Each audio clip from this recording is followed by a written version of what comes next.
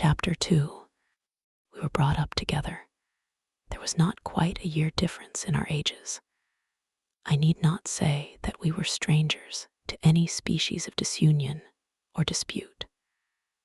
Harmony was the soul of our companionship, and the diversity and contrast that subsisted in our characters drew us nearer together.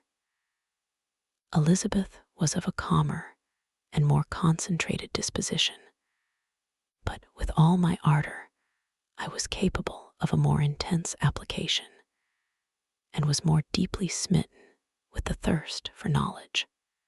She busied herself with following the aerial creations of the poets, and in the majestic and wondrous scenes which surrounded our Swiss home, the sublime shapes of the mountains, the changes of the seasons, tempest and calm, the silence of winter, and the life and turbulence of our alpine summers, she found ample scope for admiration and delight. While my companion contemplated with a serious and satisfied spirit the magnificent appearances of things, I delighted in investigating their causes. The world was to me a secret which I desired to divine. Curiosity, earnest research to learn the hidden laws of nature, gladness akin to rapture, as they were unfolded to me, are among the earliest sensations I can remember. On the birth of a second son, my junior by 7 years, my parents gave up entirely their wandering life and fixed themselves in their native country. We possessed a house in Geneva and *Campagny* on Belrive, the eastern shore of the lake, at the distance of rather more than a league from the city. We resided principally in the latter, and the lives of my parents were passed in considerable seclusion. It was my temper to avoid a crowd and to attach myself fervently to a few. I was indifferent, therefore, to my schoolfellows in general, but I united myself in the bonds of the closest friendship to one among them. Henry Clerval was the son of a merchant of Geneva. He was a boy of singular talent and fancy. He loved enterprise, hardship, and even danger for its own sake. He was deeply read in books of chivalry and romance. He composed heroic songs and began to write many a tale of enchantment and knightly adventure. He tried to make us act plays and to enter into masquerades in which the characters were drawn from the heroes of Roncesvalles, of the Round Table of King Arthur, and the chivalrous train who shed their blood to redeem the Holy Sepulchre from the hands of the infidels. No human being could have passed a happier childhood than myself. My parents were possessed by the very spirit of kindness and indulgence. We felt that they were not the tyrants to rule our lot according to their caprice, but the agents and creators of all the many delights which we enjoyed. When I mingled with other families, I distinctly discerned how peculiarly fortunate my lot was, and gratitude assisted the development of filial love. My temper was sometimes violent, and my passions vehement, but by some law in my temperature, they were turned not towards childish pursuits, but to an eager desire to learn, and not to learn all things indiscriminately. I confess that neither the structure of languages, nor the code of governments, nor the politics of various states possessed attractions for me. It was the secrets of heaven and earth that I desired to learn, and whether it was the outward substance of things or the inner spirit of nature, and the mysterious soul of man that occupied me. Still, my inquiries were directed to the metaphysical, or, in its highest sense, the physical secrets of the world. Meanwhile, Clerval occupied himself, so to speak, with the moral relations of things. The busy stage of life, the virtues of heroes, and the actions of men were his theme, and his hope and his dream was to become one among those whose names are recorded in story as the gallant and adventurous benefactors of our species. The saintly soul of Elizabeth shone like a shrine-dedicated lamp in our peaceful home. Her sympathy was ours, her smile, her soft voice, the sweet glance of her celestial eyes were ever there to bless and animate us. She was the living spirit of love to soften and attract. I might have become sullen in my study, rough through the ardor of my nature, but that she was there to subdue me to a semblance of her own gentleness. And Clerval could aught ill entrench on the noble spirit of Clerval, yet he might not have been so perfectly humane, so thoughtful in his generosity, so full of kindness and tenderness amidst his passion for adventurous exploit, had she not unfolded to him the real loveliness of beneficence, and made the doing good the end and aim of his soaring ambition. I feel exquisite pleasure in dwelling on the recollections of childhood, before misfortune had tainted my mind, and changed its bright visions of extensive usefulness into gloomy and narrow reflections upon self. Besides, in drawing the picture of my early days, I also record those events which led, by insensible steps, to my after tale of misery. For when I would account to myself for the birth of that passion which afterwards ruled my destiny, I find it arise, like a mountain river, from ignoble and almost forgotten sources. But swelling as it proceeded, it became the torrent which, in its course, has swept away all my hopes and joys. Natural philosophy is the genius that has regulated my fate. I desire, therefore, in this narration, to state those facts which led to my predilection for that science. When I was 13 years of age, we all went on a party of pleasure to the baths near Thonon. The inclemency of the weather obliged us to remain a day confined to the inn. In this house, I chanced to find a volume of the works of Cornelius Agrippa. I opened it with apathy. The theory which he attempts to demonstrate and the wonderful facts which he relates soon changed this feeling into enthusiasm. A new light seemed to dawn upon my mind, and bounding with joy, I communicated my discovery to my father.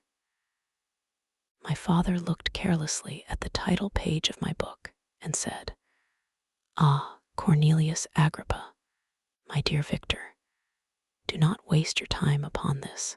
It is sad trash." If instead of this remark, my father had taken the pains to explain to me that the principles of Agrippa had been entirely exploded, and that a modern system of science had been introduced which possessed much greater powers than the ancient, because the powers of the latter were chimerical, while those of the former were real and practical. Under such circumstances, I should certainly have thrown Agrippa aside and have contented my imagination, warmed as it was, by returning with greater ardor to my former studies. It is even possible that the train of my ideas would never have received the fatal impulse that led to my ruin. But the cursory glance my father had taken of my volume by no means assured me that he was acquainted with its contents, and I continued to read with the greatest avidity. When I returned home, my first care was to procure the whole works of this author, and afterwards of Paracelsus and Albertus Magnus. I read and studied the wild fancies of these writers with delight. They appeared to me treasures known to few besides myself. I have described myself as always having been imbued with a fervent longing to penetrate the secrets of nature. In spite of the intense labor and wonderful discoveries of modern philosophers, I always came from my studies discontented and unsatisfied. Sir Isaac Newton is said to have avowed that he felt like a child picking up shells beside the great and unexplored ocean of truth. Those of his successors in each branch of natural philosophy with whom I was acquainted appeared, even to my boy's apprehensions, as tyros engaged in the same pursuit. The untaught peasant beheld the elements around him and was acquainted with their practical uses. The most learned philosopher knew little more. He had partially unveiled the face of nature, but her immortal lineaments were still a wonder and a mystery. He might dissect, anatomize, and give names, but not to speak of a final cause. Causes in their secondary and tertiary grades were utterly unknown to him. I had gazed upon the fortifications and impediments that seemed to keep human beings from entering the citadel of nature, and rashly and ignorantly I had repined. But here were books, and here were men who had penetrated deeper and knew more. I took their word for all that they averred, and I became their disciple. It may appear strange that such should arise in the 18th century, but while I followed the routine of education in the schools of Geneva, I was, to a great degree, self-taught with regard to my favorite studies. My father was not scientific, and I was left to struggle with a child's blindness, added to a student's thirst for knowledge. Under the guidance of my new preceptors, I entered with the greatest diligence into the search of the philosopher's stone and the elixir of life, but the latter soon obtained my undivided attention. Wealth was an inferior object, but what glory would attend the discovery if I could banish disease from the human frame and render man invulnerable to any but a violent death. Nor were these my only visions. The raising of ghosts or devils was a promise liberally accorded by my favorite authors, the fulfillment of which I most eagerly sought. And if my incantations were always unsuccessful, I attributed the failure rather to my own inexperience and mistake than to a want of skill or fidelity in my instructors. And thus, for a time, I was occupied by exploded systems, mingling, like an unadept, 1,000 contradictory theories, and floundering desperately in a very slough of multifarious knowledge, guided by an ardent imagination and childish reasoning, till an accident again changed the current of my ideas. When I was about 15 years old, we had retired to our house near Belrive, when we witnessed a most violent and terrible thunderstorm. It advanced from behind the mountains of Jura, and the thunder burst at once with frightful loudness from various quarters of the heavens. I remained, while the storm lasted, watching its progress with curiosity and delight. As I stood at the door, on a sudden I beheld a stream of fire issue from an old and beautiful oak which stood about 20 yards from our house. And so soon as the dazzling light vanished, the oak had disappeared, and nothing remained but a blasted stump. When we visited it the next morning, we found the tree shattered in a singular manner. It was not splintered by the shock, but entirely reduced to thin ribbons of wood. I never beheld anything so utterly destroyed. Before this, I was not unacquainted with the more obvious laws of electricity. On this occasion, a man of great research in natural philosophy was with us, and excited by this catastrophe, he entered on the explanation of a theory which he had formed on the subject of electricity and galvanism, which was at once new and astonishing to me. All that he said threw greatly into the shade Cornelius Agrippa, Albertus Magnus, and Paracelsus, the lords of my imagination. But by some fatality, the overthrow of these men disinclined me to pursue my accustomed studies. It seemed to me as if nothing would or could ever be known. All that had so long engaged my attention suddenly grew despicable by one of those caprices of the mind which we are perhaps most subject to in early youth.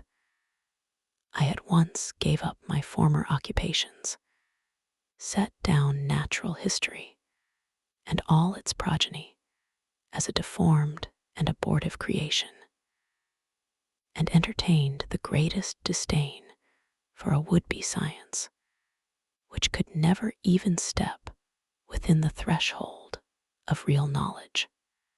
In this mood of mind, I betook myself to the mathematics and the branches of study appertaining to that science, as being built upon secure foundations and so worthy of my consideration. Thus strangely are our souls constructed, and by such slight ligaments are we bound to prosperity or ruin. When I look back, it seems to me as if this almost miraculous change of inclination and will was the immediate suggestion of the guardian angel of my life, the last effort made by the spirit of preservation to avert the storm that was even then hanging in the stars and ready to envelop me. Her victory was announced by an unusual tranquility and gladness of soul, which followed the relinquishing of my ancient and latterly tormenting studies. It was thus that I was to be taught to associate evil with their prosecution, happiness with their disregard. It was a strong effort of the spirit of good, but it was ineffectual. Destiny was too potent, and her immutable laws had decreed my utter and terrible destruction.